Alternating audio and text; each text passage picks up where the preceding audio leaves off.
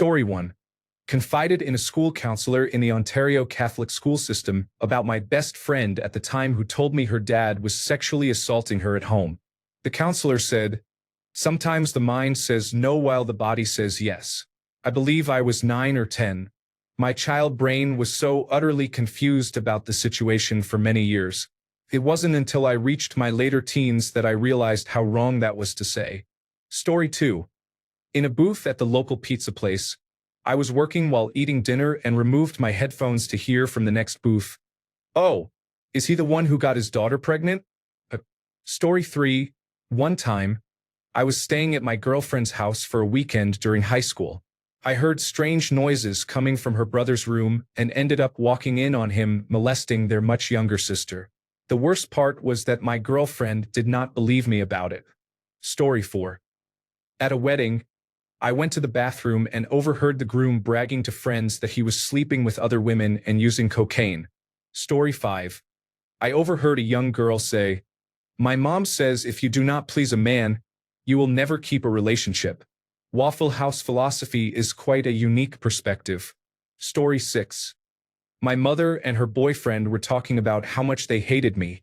I was 7. Story 7. My father admitted he married my mother so he could have a daughter to harm. I was 9. Child sexual abuse is much more common than you might assume. 93% of the time, the abuser is someone the child knows, often from their family. Please always keep your eyes open. And if a child confides in you, believe them. Thank you for the many kind words. My father did not go to prison despite me reporting it multiple times to adults while growing up. I might try to bring him to justice at some point when I have the means. I am thankfully in a much better place many years later. To those trying to defend him in case he repented, I wish the kind of miraculous transformation you described was possible. In my experience with many different abusers, it is not. My father cannot ever repent enough to undo the damage. I will always carry the scars. Children like me grow up into adults who have to pick up the pieces from their horrific childhoods. No child deserves this. Story 8. 2 nurses discussed parents breaking their children's limbs and walking into the emergency room to get painkillers for their kids. Honestly, I was very disturbed for a few days after hearing this. I suppose the upvotes indicate how insane it is that people do this. It is normal to feel disturbed for a few days afterward. Story 9. One of my parents told me, "Your boyfriend is here." When the man who molested me as a child came to visit, I have spent my life avoiding him because my family invited him to every gathering we had. I always left whenever I knew he was coming. That day, it was purposely kept from me, and I am not sure why, except to see the life drain from my body when I saw his face for the first time in 19 years. Story 10. I overheard a conversation between high school teachers that I should not have heard. They were saying that there were too few students enrolled in the school for the following year, so they had to agree on who to eliminate by lowering their grades in enough subjects to make them repeat the grade, so that they would have the same number of classes for the following year. With fewer classes, some of the teachers risked having their contracts changed from full-time to part-time. Story 11. I was hit by a car once. After recovering from this, I overheard the friend I had been out with admitting he pushed me in front of the car. In case anyone needs to hear this, you can be abused by someone outside of a romantic relationship. Please do not hesitate to get help from the people around you. Sometimes that can be the difference between just surviving and really living. Story 12. I am a wedding videographer. At every wedding, I work with a photographer. Sometimes I get along with them, sometimes not.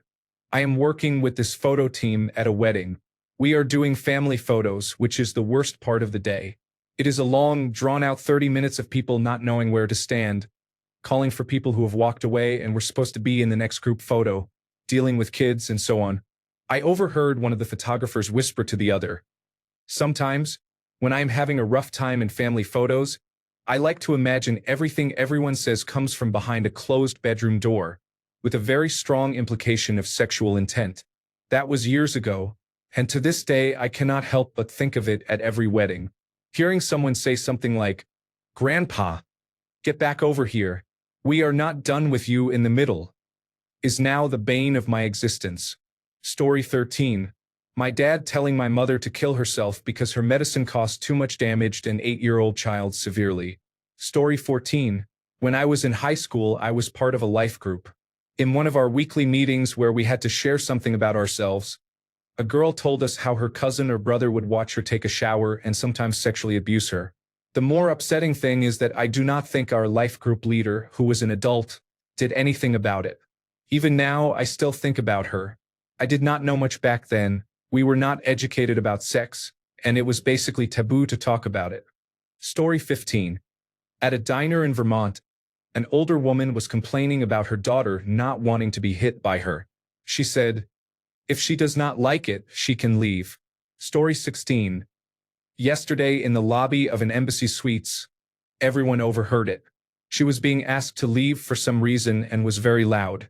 "You said you would give me $15 for a personal favor 2 nights ago." Story 17. A woman was complaining to a man that her husband's girlfriend was still alive and that he, the man she was talking to, had not done the job correctly. My mother and I were on a walk when we heard this. We looked at each other and quickly left. Story 18. I went through stage 4 cancer a few years ago and survived. My mother did not understand why I had severe post-traumatic stress disorder after I got through it. I would break down a lot and was a mess. I relied heavily on medication because of it. I had a 5-year-old and a 1-year-old, and I just could not pull myself up by my bootstraps. Heard her talking to her neighbor, and she said, "She should have just died." I was always her throwaway child. That was the turning point for me. I pulled myself up by my bootstraps like she expected. I got a job, kept advancing to a great salary, bought a house, got married, and my children are thriving. I am not sure what my mother is doing these days. Story 19. From my former boss. If I dislike the employee, I will wait until one day they make a serious mistake and then ask them to leave. I will not give them feedback or tell them how to improve. I will just wait for them to mess up. He is also the type to view resignations as an act of betrayal and calls every single one of his former employees either toxic, negative, or bad. As the saying goes, if a person says all of their exes are crazy, they are the crazy one. Story 20. When I was in high school, my mom and I got into a big fight. My sister stepped in. It escalated, and my sister said that my mom always picks her boyfriends over us. Then I was leaving and I heard, "Be told you for months that Jay was touching his private parts, and you did nothing until you saw it yourself." That is how I found out I was molested, about 10 years after it happened on my homecoming night. Story 21. During mid-flight and heavy turbulence, a lady behind me said, "You'd think they would stop the plane." Story 22. Once I heard a woman say, "I have no respect for a man who won't strike a woman who disrespects him. This is the kind of thing that would make you sit on the curb, stare into space, and shake your head in disbelief." Story 23. When my mom was in her last few years of life, it was not safe for her to be alone. So we all took turns spending time with her. She never really liked me, but I had promised my dad that I would take care of her after he died. My dad and I were very close. On my days, which were usually an entire weekend day, she would inevitably go into her room or outside, where she thought I could not hear, and call one of my sisters to ask them to come over. Then she would tell me to leave because that sister had called and said she was coming over. When I said I could stay and visit with my sister too, she would tell me no, to go home, and that she did not want me there. Her last words to me were, "Go home now." Story 24. The specifics of my parents' shouting matches as a very young child. They apparently held one another in low regard, and the people they produced even less. Story 25. When I was a child, I overheard my mother and aunt talking in the next room. My aunt said something like, "You cannot refuse your husband," referring to their intimate relationship. She was not being sarcastic. Story 26. I was getting out of the shower, and my longtime partner, who is also the mother of my children, was talking with our teenage son in his room across from the bathroom. I overheard her say to him, "I hope that you never are in a terrible relationship like I am." I had stayed with this woman through infidelity and supported her in multiple ways as she earned a Doctor of Philosophy degree, while I put my education on hold. What a thing to say to my son. Story 27. I once overheard a couple arguing in a restaurant, and it escalated quickly. The woman shouted, "You think I don't know about the other woman? I found her in our bed." Everyone in the place went silent, and you could feel the tension. The man just sat there, pale as a ghost, and muttered, "I thought we agreed to keep it casual." It was like a scene out of a bad soap opera, and I couldn't help but feel a mix of shock and pity for both of them. Story 28. My father was telling my mother that she is not really a part of our family, so it does not matter if she leaves anyway. They were talking about me the week I was moving out, escaping their abuse. Story 29. I was so mad I went home and got my guns and all the accelerants I could find. I was going to come back and harm everyone in the building and then burn it down. He did come back with all his stuff but thought better of it for some reason. I don't remember why, because at that point I had horror movie static playing in my ears. There were a few days of conflict where he was banned from the building and the police were involved, but then it just went away. It was hushed up. I was told not to speak of it. They said, "We don't want to ruin his reputation in the community." He was a managerial type. This was more than 10 years ago. I'm still afraid of him. I'm still angry at the people who decided to sweep it under the rug. Story 30. A woman in a bookstore is pointing out a copy of The Lord of the Rings with Viggo Mortensen as Aragorn on the cover to her boyfriend. She says, "Look, honey, they made the movies into books." Story 31. My girlfriend and I could go for in vitro fertilization, but we can never go for a surrogate. How is that okay? Me being with another woman so she can have our baby? Unthinkable. Yes. Story 32. A drunk man at the mall was on the phone talking to his wife, saying, "You know what? I want to be with your daughter." Then he stumbled in and out of the women's restroom. Story 33. 1999. A teenage girl shopping for shoes with a friend talked about watching the popular football quarterback from her school sexually assault a girl who was unconscious. She said, "She is so lucky she got to be with him and she doesn't even know it." It was one of the most disgusting and horrifying things I have ever heard.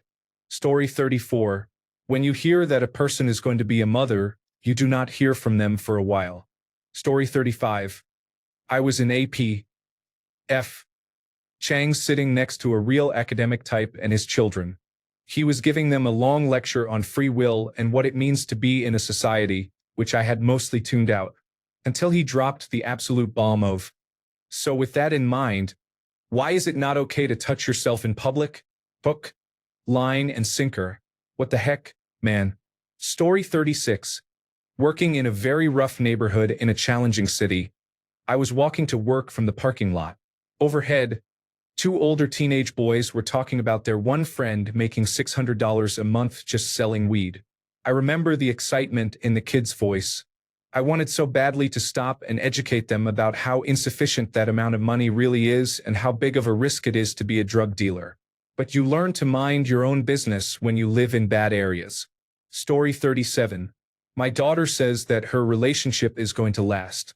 Her boyfriend has 5 children and 5 baby mothers. She believes it will last and that they will be together forever.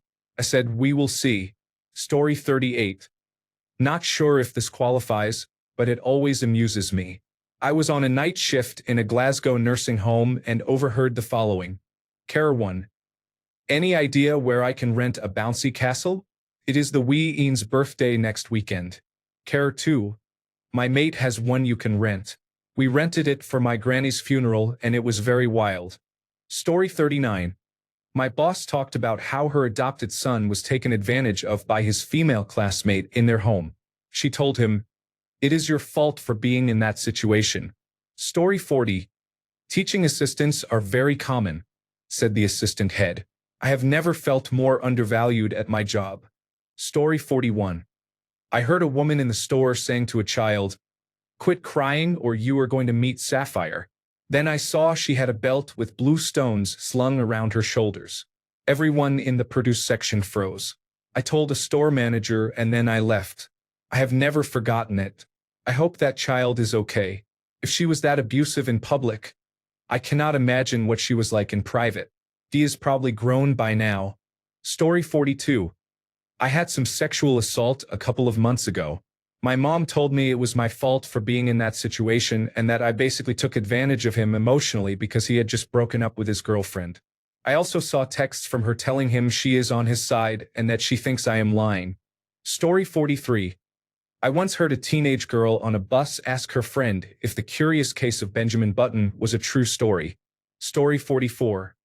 An Australian man was boasting to another man on a camping truck tour I was on in Europe.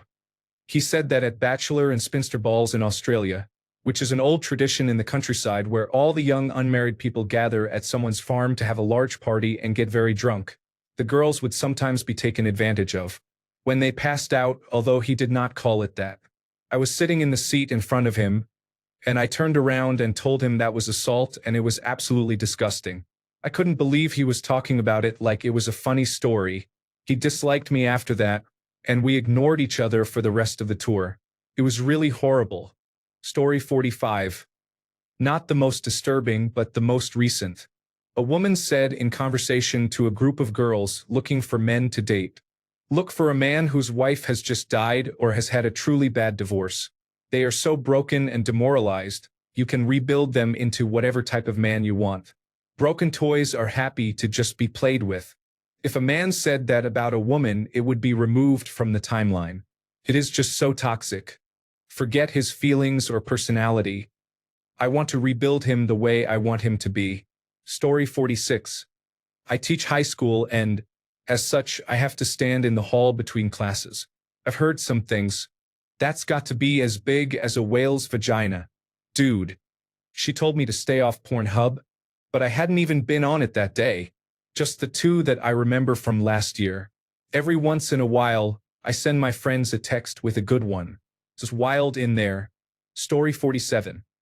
Maybe not the worst thing, but while waiting in the emergency room, a man came in with his guitar and started talking to the lady at triage.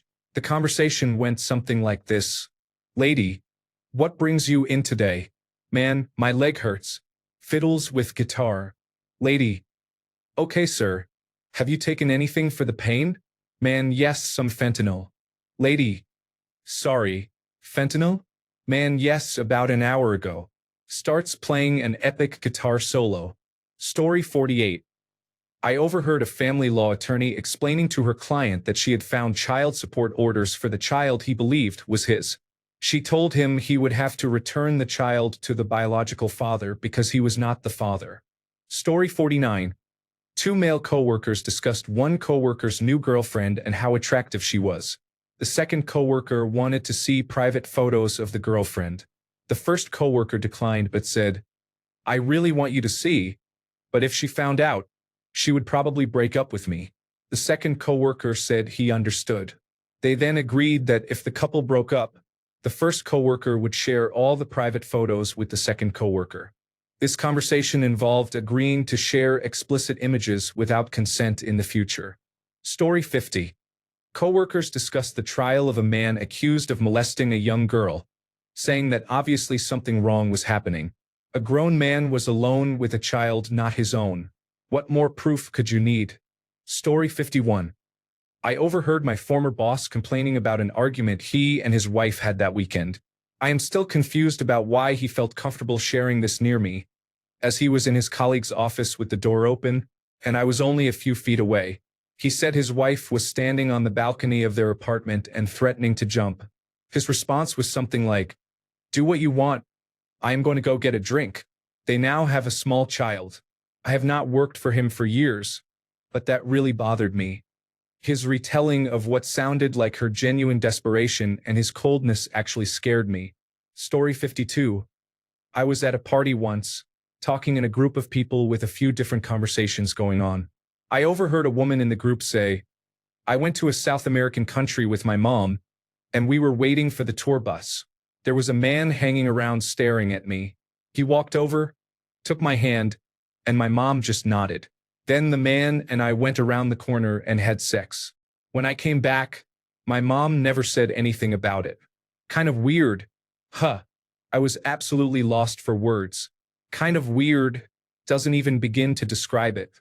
Story 53.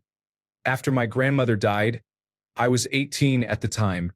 I heard my mother talking to my father on the phone downstairs on speakerphone as I was coming down the stairs. I just sat at the top and listened for a bit. My father said my grandmother had been deceased in her apartment for days in the heat. They had to replace the flooring underneath her couch where she was sitting. Story 54. Two female managers discussing how they would never hire women of childbearing age because they could not afford to have them go off on maternity leave. These were both managers from public sector organizations, standing in the kitchen of a United Kingdom civil service department while waiting for a meeting they had both come to. Story 55. It was in Russian, so I didn't know what was being said. A local pool hall used to have chess sets available for rent and a small cafe area where you could set up and play. A friend and I would go there regularly to play chess, drink coffee, and chain smoke so the staff knew us. One day, we were playing when two older Eastern European men sat down right next to us, speaking in what I assumed was Russian. Both looked somewhat shady, but we thought nothing of it and continued playing. A few days later, we walked into the pool hall and saw the same men sitting there. We approached the counter and asked for a chess set, but the clerk said there were no chess sets there. I gave him a confused look. He glanced at the Eastern European men, then back at me, shook his head slightly, and quietly gestured toward the door, indicating we should leave. So we left and decided it was best not to hang out there for a while. In fact, we never went back to play chess there again. Story 56. At the funeral of an old friend from high school, someone was giving his mother their condolences and expressing how sorry they were that he had passed. She said, laughing loudly, "I know. Isn't it awful?" I just walked outside and stared at the parking lot in shock. He had died from choking on his own vomit while passed out drunk. He had been celebrating his 40th birthday with his brothers. Story 57. A man sitting in a booth at a diner with his small daughter, whose hair is in pigtails, tells the teenage waitress that her pigtails are cute handlebars. I wanted to call Child Protective Services and the police. To be honest, I wanted to confront him in the parking lot. Story 58. Not something I heard, but my friend. My friend is an only child, or so she thought. When she was 11, she had been sent to her room after an argument over spilled milk. This was not a pun. She literally spilled milk on the floor, and her grandmother, who was over for dinner that night, started screaming at her. The mother and grandmother had a horrible relationship, so my friend was upset when her mother sent her to her room. My friend thought her mother was taking the grandmother's side. In retaliation, she snuck back downstairs to listen, and you would not believe what she overheard. It turns out her mother, who she and all of our friends hated for being overly strict, was defending her. Her mother was arguing with the grandmother, something that never happened because the mother was a little terrified of her, despite their rocky relationship. This alone was very sweet in my friend's opinion, but then came the truth bomb. Her mother said with deadly calm something along the lines of, "She is my child, and I will parent her how I see fit, so that I don't have to find her body broken under a bridge like my last child. Until you understand this, until you understand love and kindness, you are not welcome under this roof. Leave." Long story short, the mother cut ties with the grandmother, and the truth came out a few months later when my friend could not hide it any longer. She asked about the conversation, and it turned out she had an older brother who committed suicide when she was 1, mostly because of her grandmother. After that, we all realized that the strict mother we thought she was really just one who was terrified of losing another child. By breaking down a few walls, my friend and her mother ended up developing an incredibly amazing, although not perfect, relationship that still holds strong to this day. She helped my friend, myself, and a lot of our friend group through some very difficult times when we were teens. Despite the happy ending, I still think it was a pretty difficult thing to hear as an 11-year-old. Story 59. At a previous job, I overheard a fellow X-ray technician say about a patient who was gay, "I'm surprised he isn't human immunodeficiency virus positive." She was quite loud about it and was very judgmental. Story 60. Not something I heard, but something I read. I was 6 or 7. Having been introduced to cursive writing, I found a letter from my dad that was written to my mom after the divorce. I can't remember the context now. I feel like I am on the spot, but he said he must have made a mistake with my name. Story 61. I heard my mom crying downstairs and went to listen. She was on the phone, listening and crying. I picked up the other line to hear the call, and after a while, I understood my dad accidentally called home from his cell phone while having sex with another woman. My mom was just there, listening and crying. It was very sad. I also overheard the fight when he got home. Typical perfect family from the 1990s. They never divorced, surprise, surprise. Story 62. I was in a motorcycle accident. Please do not get on a motorcycle. I was in a recovery ward, which was like a room with 30 patients and no walls. There was a young doctor whose friend was involved in a driving while intoxicated accident that resulted in a fatality. This happened around 3 or 4 in the morning. The doctor had an injury and asked his friend for help. He said, "I can't believe I killed somebody." Hospital administration arrived a couple of hours later, asking questions and saying the doctor was in serious trouble. My dad, who made daily visits to the hospital, said a TV reporter found his number and called him to ask questions. I was on painkillers at the time, but the situation was as real as the nose on my face. I never knew the details of the accident, the situation with the intoxicated driver or the doctor. Please do not drink and drive. Please do not ride a motorcycle either. It almost killed me. A small patch of gravel caused me to slide out, and I broke my neck. If I had been going over 35 miles per hour, I would have been dead. Story 63. I overheard my old roommates arguing about having no sex in their relationship when one of them said, "Well, if you knew how to wash yourself correctly and it didn't stink, maybe I would touch you," followed by the other sobbing and saying she was being really hurtful. Story 64. I made a Facebook post as part of my job for a former employer. After a couple of hours, my boss came to tell me he thought we should take it down because the comments were inappropriate. I looked at what he was referring to, and it was just 4 black women leaving very normal comments. I took a sheet of paper, covered the profile pictures, and asked my boss if he still thought we needed to take it down. He said no. I was shocked that he did not understand his inherent bias. Story 65. This girl was bragging about going on dates with guys she was not interested in just to get a free meal. I thought that was very dishonest. Story 66. I overheard gang members talking about killing a random person for their initiation. This was in a public bathroom. I left the bathroom and they followed. It was a tense few minutes after that. Story 67. Overheard in the next aisle at Walmart. Mom said it's my turn to walk the inside baby. You always get to walk it. In a young-sounding female voice. Story 68. I was an intake coordinator for a mental health clinic about 15 years ago.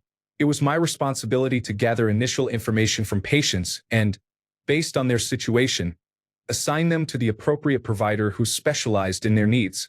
The clinic focused on children's therapy, including play therapy and sand tray therapy. A large number of the calls I received were from women whose boyfriends had sexually abused their children. The details I heard will never leave me. Call after call, day after day, I heard graphic descriptions of molestation, rape, corporal punishment, and emotional abuse of children as young as 18 months. It deeply haunts me how incredibly common childhood abuse is. That job scarred me and was one of the reasons I waited so long to have a child of my own.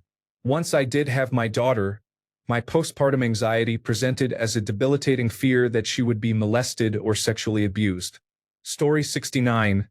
Taking the age of the speaker into account, what I am about to write is kind of inappropriate. Both kids were rising 9th graders at the time. Kid 1. Would you rather have a gay son or a promiscuous daughter? Kid 2. A promiscuous daughter so I can join her. Story 70. I used to live in a second-floor corner apartment.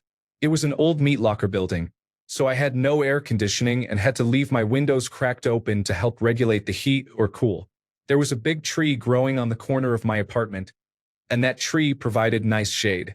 Because the building looked fairly abandoned and the shade tree was on the corner, many homeless people or drug addicts would congregate under that tree almost every night. I lived there for 15 years, so I overheard just about every possible conversation you could imagine, and some you probably could not. I heard plenty of people with psychosis and schizophrenia. They would chatter, screech, scream, and ramble all night long, usually 4 to 6 hours of nonstop babbling. Almost always it was completely incoherent screaming and word salad. I heard many small groups of homeless people or vagabonds having conversations about their experiences. They shared stories about criminal history, boasting about prison time or killing people on the road, street fights, and how they got their street names. People would get drunk or use drugs and talk all kinds of crazy things. I also heard various desperate conversations. I remember one distinctly with someone who claimed to be suicidal and said they were running out of smartphone battery. Whether that was true or not, I have no idea. Sometimes, when I checked my outside mailbox in the morning, I found abandoned couches left on the sidewalk, often with empty bottles, burn marks, and needles nearby. There was an abandoned automotive shop next door for many years. One time, there were gang-related gunshots fired. About 30 to 45 minutes later, the police cordoned off the parking lot. A few minutes later, around 3 a.m., I heard one of the officers say, "I found the shell casing. Fun times." Story 71. I overheard that a family member had cheated on his wife multiple times, but also lost his temper when she talked to her ex after they had a mutual close friend die and were grieving. She divorced him for other reasons, thank goodness, but I sided with her. She is family now. Story 72. I came out of my apartment one day and overheard my upstairs neighbor on the phone with emergency services. He said his father was unresponsive and cold and would not wake up. I immediately knew this early 20s young man had lost his father and was the first to find him. A couple of years before, I had watched my own father pass away from lung cancer, so I knew this young man was going to be deeply affected for a long time. I heard the paramedics arrive and leave within 20 minutes. Shortly after, he and his live-in girlfriend moved, but I will always remember the panic in his voice and empathize with him. Story 73. I was checking for lost or forgotten items on a ship the British military rented for a tour of the Middle East showcasing British-manufactured weapon systems. I was behind a heavy screen when several company executives, some men from the British Ministry of Defense, and an admiral started talking on the other side of the screen about how the Falklands War had been good for sales, while completely ignoring the 907 men, 649 Argentinians, 255 British, and 3 Islanders who died in that conflict. Story 74. I had a patient who was autistic and nonverbal in her 40s. She desperately needed brain tumor removal, but no one would claim guardianship. She was with us for months, during which she became like family to me. We all loved her as if she were our own. 3 months later, her cousin finally stepped up to take guardianship and approved the surgery after discovering that my patient had a life insurance policy. This cousin came in and asked for the nurse.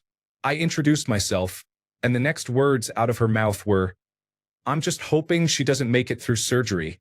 She's such a burden." I was literally too stunned and disgusted to speak. Story 75.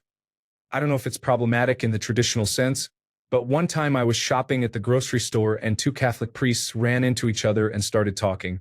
I admit I was curious, so I stalled for a minute pretending to look at something. They began discussing how possessions were on the rise that year. I don't know if they were messing with me or not, but I turned around as fast as I could and left. Story 76. In the conservative South, I have heard upper-middle-class white people try to justify and moralize slavery far too often. A father told his daughter that if a voice in his head told him to kill her and he thought it was his God, he would murder her. Story 77.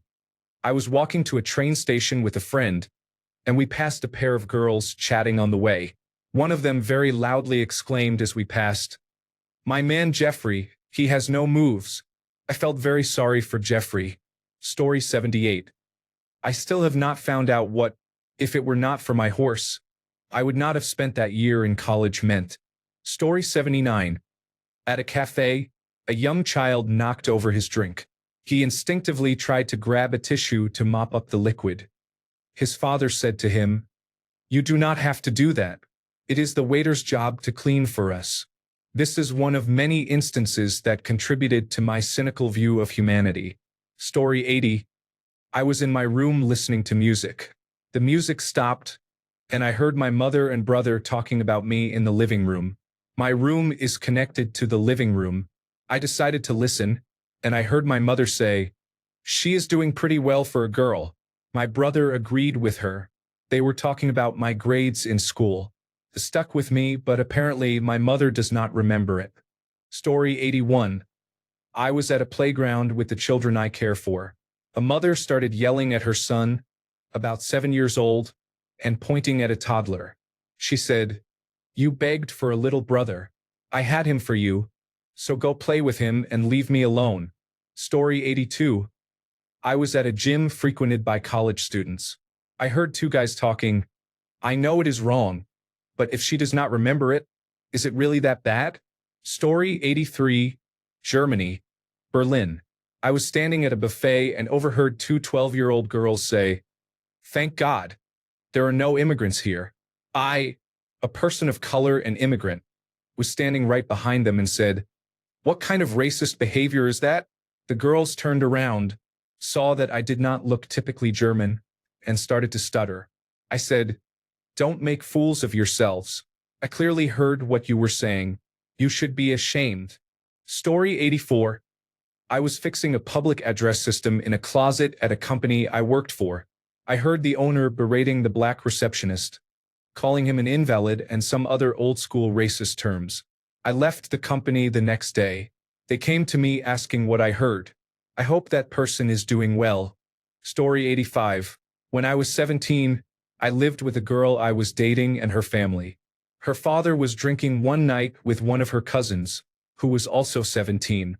We were in the garage playing pool when the father started telling the cousin he needed to take better care of his skin because he had some bad acne. He then proceeded to say that someone's face was clear and smooth because he was close to his daughter every day. Sometimes he had to wake his wife at night because of the noise. Story 86. Overheard someone saying something about being attacked by the Mexican cartel. It sounded like a fantasy. I was in shock for about an hour after I heard that and still think about it randomly weeks later. I was completely stunned. Story 87. I overheard a woman at work telling someone about this. She had a big husky dog and another smaller dog. The smaller dog had some puppies. When the woman came back from work one day, she discovered that the husky had killed all the puppies and started to eat them. It was a horrific story, not the sort of thing you would be happy telling people about. It was the offhand manner in which she told the story that was bizarre, as if it was a cute little incident. She kind of shrugged it off, saying something like, "Huskies, am I right?" I did not know her, and I was not sitting in my usual place. I told many people about it, and now I am telling you. Story 88. During high school, while working as an assistant in the counseling office, I heard an angry father complaining to a guidance counselor about all the science and math classes his daughter was taking. He said, "The only thing she needs to study is home economics." When the counselor explained the girl had expressed interest in entering a science field, the father shouted, "Over my dead body, the only thing she is going to become is somebody's wife." I often wonder what happened to that student. Story 89. On the metro, I heard a mother tell a crying 3-year-old, "I will give you something to cry about." The 3-year-old. Story 90. I was volunteering at a children's shelter on a guardian visitation day with family activities. Some children did not have visitors, but one visitor, whose relationship to the child was unknown, said to the child, "Let's just get this over with." Story 91. A woman was on speakerphone at the grocery store while shopping. Her friend on the other end of the line had just undergone an abortion and was traumatized, gasping, rasping sobs and screaming. The first woman continued shopping as the sounds projected throughout the building. Bystanders were shocked as she squeezed avocados. Oh, that's too bad. Story 92. A girl I was job training with told the group that she purposely put a cat in a trash can, poured alcohol inside it, and set the cat on fire with a smile on her face. Story 93.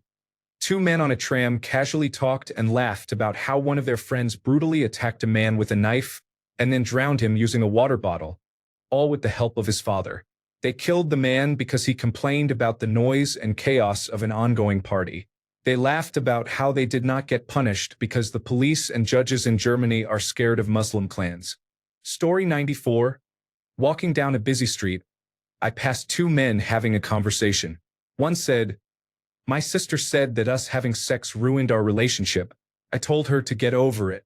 We wouldn't do it again." Story 95. War crimes. British soldiers talking about how they lined up Iraqis against a fence and forced their friends to drive forklifts from the other side to impale them.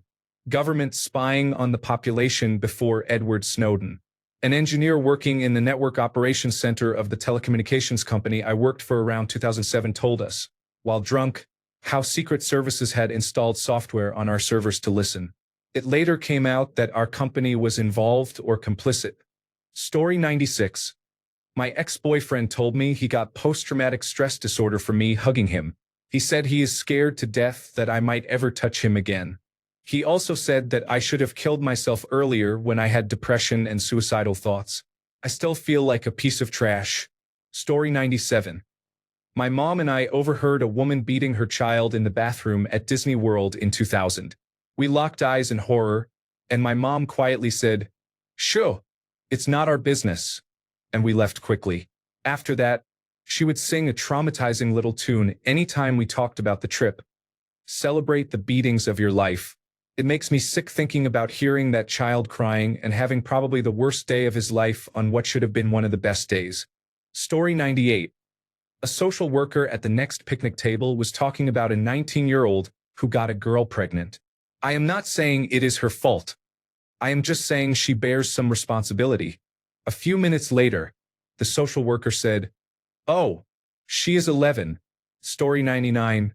Not overheard, but he was not talking directly to me, I guess. We were at the dinner table, and my dad said he did not approve of how his brother does not hit his children to discipline them. This is not even bad compared to the rest of these. My life is so boring." Story 100. Long story short, my former mother-in-law moved in with my then husband and me. She tried to take over the house, decorated to her own liking without asking, and complained about the way I cooked and cleaned. She threatened to hit my dog and said racist things about my family. I told myself, I am not doing anything as long as she is here. One of their other relatives came over to visit and thought I was sleeping. I heard her say that I was a sorry woman who could not do anything right and that her son should have married one of his exes instead. She was soon kicked out for other reasons, but my ex could not understand my frustration. He just told me to pay her no mind, as always. Story 101. One day, while having a drink and reading at Starbucks, a family came in and sat down behind me. Shortly thereafter, a professional-looking woman joined them. The next thing I knew, they began arguing and sobbing about the father's affair. The professional was their therapist conducting a full session. It was so awkward I didn't feel like I could get up and leave. Story 102. So I urinate in his shampoo and mouthwash when I am in the shower.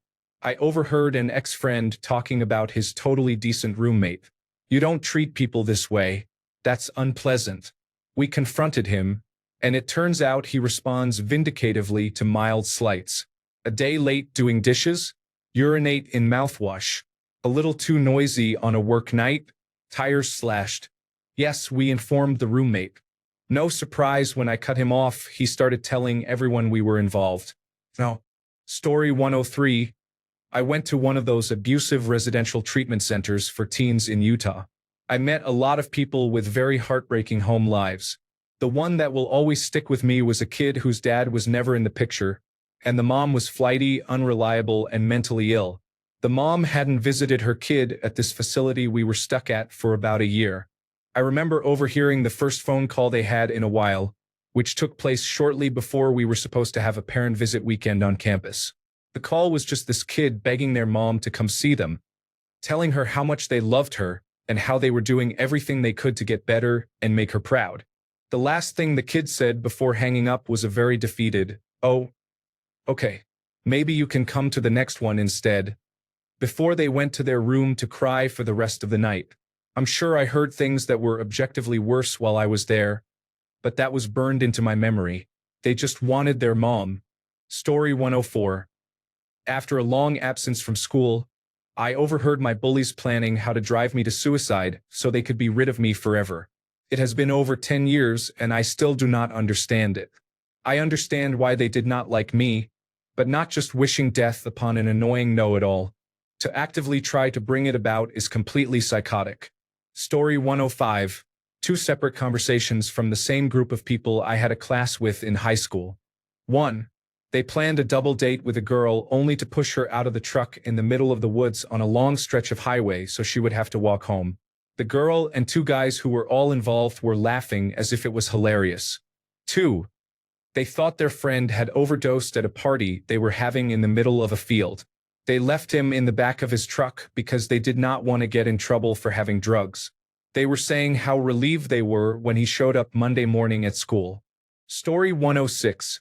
I was 18 when my mother told me that my aunt, my father's sister, was being abused by her husband.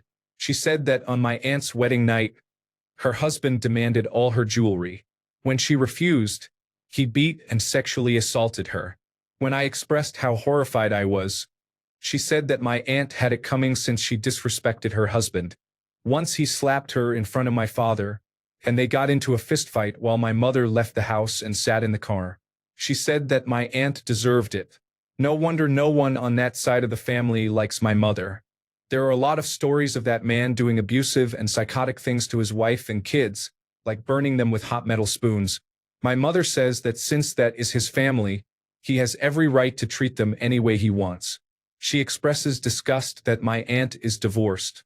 I wonder how she would have felt if my father were abusive toward her. Divorce for me, not for thee. Story 107. I was buying bread rolls at the commissary in Rhine-Main, and two women were talking about one of their daughters. The younger woman casually mentioned that she was not married and had given birth to her daughter after she had been molested. Story 108. High school student, a few years younger, saying to one of his friends, "Please don't tell anyone I touched my cat." Story 109. I was once on a train with my mother and my sister. On the other side was a woman with her son and his older sister. She was trying to teach him math but was very harsh about it. "What is 40 plus 37? She would ask. His sister would repeat the question as if that was helpful. He was unable to answer correctly, and then the mother started talking about his teacher. "I'd better have a talk with your teacher to see if you are ready for the second grade." I could sense the sorrow and desperation in that poor boy. How I wish we could have taken him home as our little brother. My mother and father would have done a much better job than his. This was many years ago, and I often think about him. Story 110. At a church small group. I can understand forgiving rapists and murderers like the Bible says to do, but I just can't understand doing that for those who are transgender. I am not part of that group anymore. Story 111. A few days ago, I went into a public restroom and heard a man in a stall talking loudly on speaker while making very noisy and wet noises. Story 112. Taking a Greyhound to Las Vegas 2 weeks ago, and this girl was talking very loudly on the phone. "Yeah, you weren't giving him attention, so I did, and now he's gonna leave you. I swear. And he is giving me money. Thanks a bunch for sticking around till the end of the video. Remember to subscribe, and until next time, stay awesome and goodbye."